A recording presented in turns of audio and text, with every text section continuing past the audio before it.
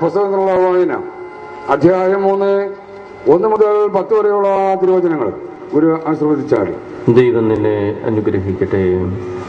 യവനാന് 2ാം പ്രാവശ്യവും കർത്താവിൽ നിന്നും അരുളപ്പാടുണ്ടായി. നീ മഹാനഗരമായ നിനിവിലേക്ക് പോയി ഞാൻ പറയുന്നവയെല്ലാം അവിടെയുള്ളവരെ അറിയിക്കുക. ദൈവകൽപ്പന അനുസരിച്ച് യവനാൻ എഴുന്നേറ്റ് നിനിവിലേക്ക് പുറപ്പെട്ടു. നിനിവെ ഒരു വലിയ പട്ടണമായിരുന്നു. അത് മുഴുവൻ ചുറ്റി സഞ്ചരിക്കുവാൻ 3 ദിവസം വേണ്ടിയിരുന്നു. യവനാൻ നിനിവിലേക്ക് പ്രവേശിച്ചു. 40 ദിവസം കഴിയുമ്പോൾ ഈ പട്ടണം നശിപ്പിക്കപ്പെടും എന്ന് വിളിച്ചു പറഞ്ഞുകൊണ്ട് അദ്ദേഹം അവിടെ 1 ദിവസം ചുറ്റി സഞ്ചരിച്ചു.